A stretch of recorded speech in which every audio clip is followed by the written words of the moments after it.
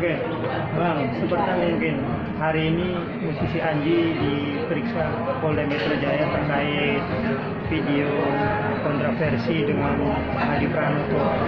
Seperti apa mungkin Abang ini sebagai pelapor sendiri melihatnya proses hukum sudah berjalan? Ya, pertama ya tentu kita mengapresiasi kalau dia memang harus hadir dalam panggilan itu, karena memang adalah kewajiban warga negara ketika ada diminta keterangan atau kesalahan polisi penegak hukum, ya dia harus memenuhi panggilan. Dan aturan hukumnya seperti itu. Justru kalau dia kemudian misalnya tidak hadir, jangan sampai kemudian dianggap tidak kooperatif. Ini kan akan menyangkut persoalan diskresi hak dari penegak hukum untuk melakukan upaya paksa. Nah, itu kan yang dikhawatirkan. Jadi kalau kemudian bisa dihadir dan memberikan keterangan kooperatif, ya setidaknya itu akan dipertimbangkan oleh penyidik kalau misalnya ada upaya paksa yang perlu dilakukan dalam kasus itu. Apalagi ancaman pidana yang dituduhkan di dua pasal itu, baik 14-15 kalau pidana soal penyebaran berita bohong dan undang ITE-nya pasal 28 ayat 1 ancaman pidana itu kan di atas 5 tahun, itu cukup tinggi. Sejauh ini seperti apa mungkin melihat Anji sendiri ini ketika dilaporin perihal video kontroversi itu? Anji kan banyak dia memberikan statement melalui media sosial bahwa permintaan maaf dia, terus banyak hal-hal yang dia sebenarnya tidak tahu.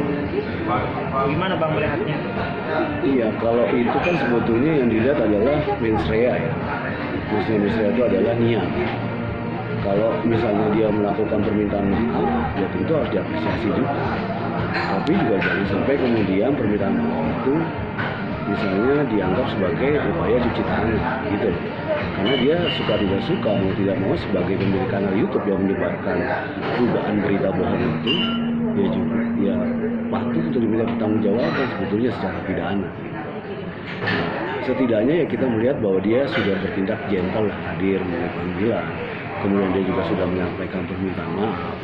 Tapi ya yang pasti sikap yang diambil ini kan sebetulnya jauh berbeda misalnya dibandingkan dengan satu terlapor lain yang atas nama Hadi Pranoto kan, yang justru malah terkesan ngeyel gitu dengan melaporkan balik saya dan melakukan gugatan dengan angka yang sama sekali tidak masuk akal, 190 triliun.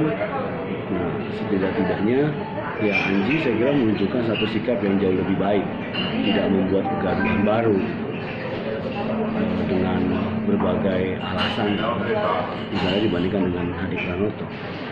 Nah, ya saya kira bahwa persoalan niat, kemudian laporan, keterangan, dan tuduhan-tuduhan yang ada dalam laporan itu, yaitu segera menjadi kewenangan penyidik ya. Penyidik lah yang nanti punya penilaian subjektif apakah dia dianggap kooperatif atau memenuhi unsur tindak pidana yang dilaporkan. Dalam hal ini Anji sendiri memposisikan dia sebagai pewawancara, artinya dia punya hak dong bebas, artinya ketika dia mewawancarai orang seperti apa Bang ketika Anji punya statement seperti itu? Iya, ini kan sebetulnya juga dapat dianggap, ya tadi kita bilang yang sampai kemudian dianggap sebagai hal yang cuci tangan gitu. Karena dalam proses pengunggahan satu konten itu ke akun ya, atau kemudian disebarluaskan, kan di sana juga ada proses kan, editing. Ya kan, ada proses editing, ada proses kemudian misalnya dikonfirmasi lagi kepada narasumber. Karena yang menjadi persoalan dalam kasus ini kan dugaan berita bohong. Dugaan berita bohongnya apa ya? Penyematan, gelar. Misalnya di situ disebut ada kata profesor, disebut kata ahli mikrobiologi, bahkan sesekali Anji sebagai host di acara itu mengatakan bahwa dia juga dipanggil sebagai dokter. Nah, padahal kenyataannya gelar-gelar itu dan profesi itu kemudian kan dibantah oleh lembaga yang berwenang, baik itu kemudian ID gitu ya, dan ternyata bukan apa namanya gelar-gelar itu diklarifikasi sedemikian rupa, ya artinya dia secara tanpa hak menggunakan legalitas, dan itu kan yang diduga sebagai keterangan bohong. Nah, saya kira bahwa publik itu tidak perlu melihat siapa yang kemudian perlu atau tidaknya mendeklar profesor, dokter, atau kemudian Anji misalnya ya cuci tangan seolah-olah kemudian menyalahkan pihak lain. Itu nggak penting, karena konten itu harus dilihat sebagai satu kesatuan itu, gitu loh. Yang orang lihat ketika melihat konten itu, opini publik akan menangkap bahwa kita percaya si Hadi Pranoto itu adalah seorang profesor. Kita percaya bahwa Hadi Pranoto itu adalah seorang dokter. Kan itu dikatakan, dan sama sekali tidak ada bantahan dan klarifikasi pada saat proses diskusi itu kemudian berlangsung. Kan gitu loh. Nah, dugaan tidak dalam berita bohongnya kan itu terjadi juga di situ terhadap penyematan gelar secara tanpa hak itu. Kemudian klaim juga soal masalah penemuan obat COVID yang kemudian dibantah ternyata itu adalah produk herbal. Jadi membantah nggak pas kalau kemudian dikatakan herbal itu sebagai obat, karena obat itu harus ada uji klinik dan sebagainya. Nah, hal itulah yang saya kira ya Anji nggak bisa gitu loh menyalahkan seolah-olah itu menjadi tanggung jawab dari si pemateri, karena pasti polisi akan melakukan konfrontasi tuh. Ketika itu diunggah, dikonfirmasi dulu nggak, ada protes nggak, siapa yang kemudian mengusulkan itu. Nah, itu saya kira akan tergambar. Bang, itu kan Anji sudah meminta maaf, dia sadar telah membuat kegaduhan, artinya ketika diminta maaf dia bersalah dong, seperti apa? Iya, kalau kemudian maaf itu kan tidak menghilangkan sifat melawan hukum gitu loh. Justru ya pengakuan maaf itu saya kira harus ditunjukkan juga. Misalnya dengan Hadi Pranoto, dia juga harus menyampaikan juga klarifikasi dengan konten yang sama di akun YouTube-nya, secara bersama-sama menyampaikan kepada publik dan klarifikasi soal penyebabkan gelar itu seperti apa, soal temuan yang kemudian yang menimbulkan kegaduhan seperti apa, kan harusnya itu yang fair. Kan sejauh ini yang kemudian belum dilakukan. Nah, malah ketika ini kemudian diproses hukum, justru yang kita lihat permintaan maaf ini hanya terjadi pada Anji kan. Sementara pada Hadi Pranoto malah membuat kegaduhan baru gitu loh, dengan melakukan gugatan yang kita nilai nggak perlu, dengan melakukan laporan balik dengan pencemaran nama baik kan terhadap diri saya. Nah, itu juga saya kira satu bentuk yang kemudian kita melihat ya, kalau untuk Hadi Pranoto ya kita berharap supaya sebaiknya dia ditangkap gitu.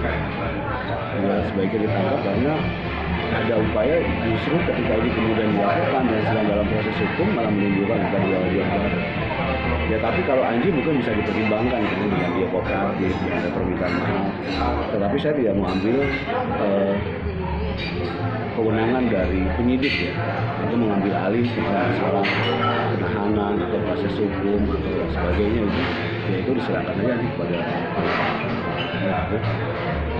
kaget nggak ketika Hadi Pranoto menggugat dengan nilai yang fantastis, Abang melaporkan tapi kemudian ujungnya digugat balik sama Hadi Pranoto? Iya, kalau gugat itu kan sebetulnya hak baik orang ataupun badan hukum. Kalau ketika dia merasa orang dianggap telah menimbulkan kerugian terhadap diri. Nah, angka itu kan sebetulnya boleh aja orang mau mendalilkan 1.000 triliun, 2.000 triliun juga nggak masalah. Tetapi kan persoalannya adalah pembuktian nggak adil.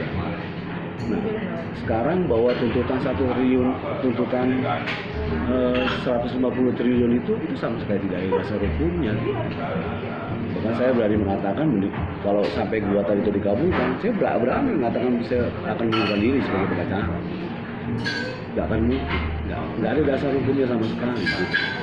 Jadi dia sengaja justru malah kita melihat ini upaya untuk mengalihkan isu, melakukan hal-hal yang tuntutan yang bombastis, supaya publik kemudian bergeser dari isu pokok sebenarnya tentang dugaan kabar bohong itu.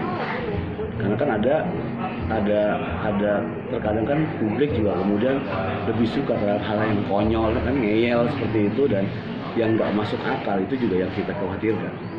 Nah, jadi kalau kemudian misalnya dianggap merugikan kalau misalnya kita lihat gugatannya dia, karena saya melaporkan kan gitu kepada pihak kepolisian, itu juga keliru. Karena melaporkan pihak kepolisian itu adalah kewajiban setiap warga negara.